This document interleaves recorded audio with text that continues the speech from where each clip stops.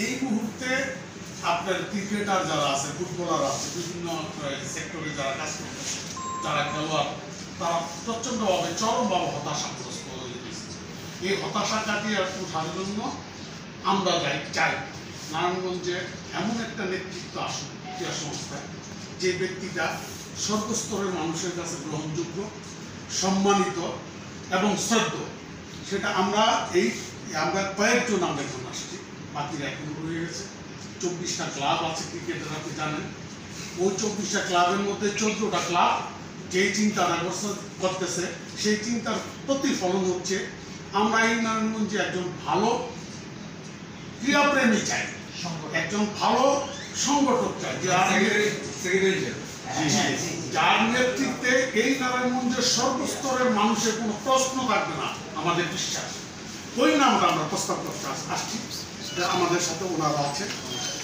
সেটা হচ্ছে মডেল গ্রুপের কর্ণধার জনাব মাসুদুজ্জামান।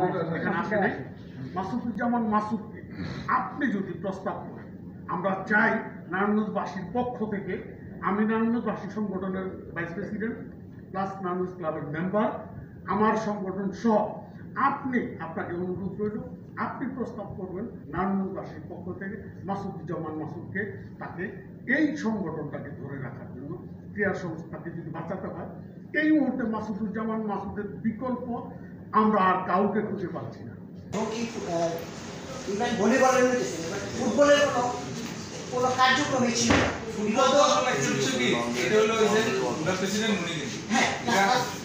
কিন্তু সরকারি কর্মকর্তাদের থেকে আলাদা।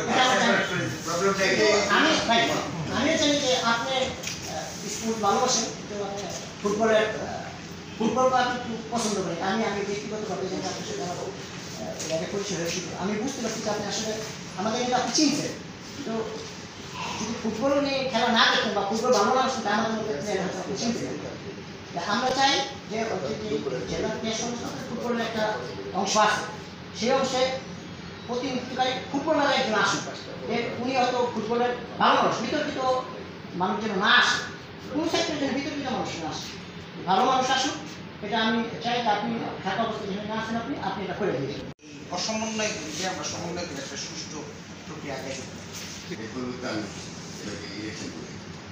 যাই হোক, আমরা আসল কথা একই মাঠ, আমাদের আগে একটি মাঠ ছিল ফুটবল মাঠে, ফুটবলও তো ক্রিকেট হতো বাইরে, কিন্তু এখন 2টা মাঠ আছে। ফুটবল মাঠটা ধ্বংস করে ক্রিকেট মাঠ বাড়াই দিচ্ছে। আমার কথা এই জায়গায় ক্রিকেট ফুটবল মাঠ, যদি ফুটবলের মাঠ না থাকে আপনি তো খেলা চালাতে পারবেন না।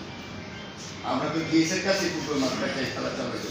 আমার মাঠের কোনো পরিবেশ নাই, একটা ড্রেসিং রুম নাই, একটা বাথরুম নাই, খেলা চালাবো কীভাবে? আমাকে এই সহযোগিতা করতে হবে।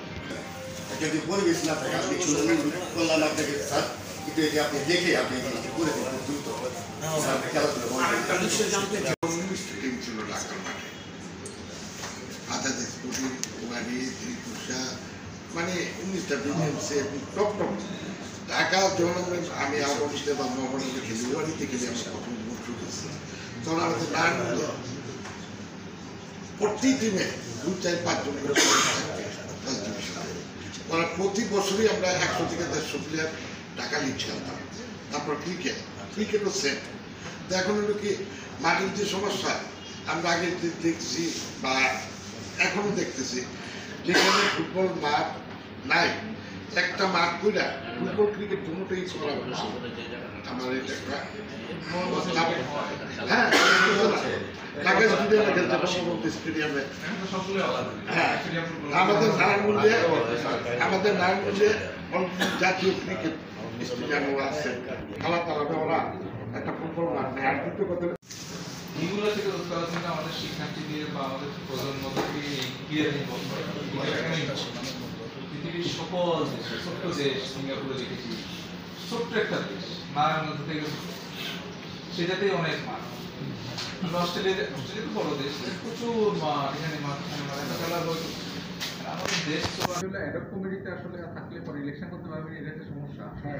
এটা একটা সমস্যা আছে। তো অ্যাডপ কমিটিতে আসলে খুব ছোট্ট একটা কমিটি। আমি চাচ্ছি যে ইলেকশন হয়ে নেক্সট মাসুদ ভাই আসলে ভালো হয় না, জেলা জনসংখ্যা আসলে বেদখলটা করতে হবে। খুবই ইম্পর্টেন্ট, ভালো স্টুডেন্ট ফুটবলটা নিয়ে আমাদের খেলবে।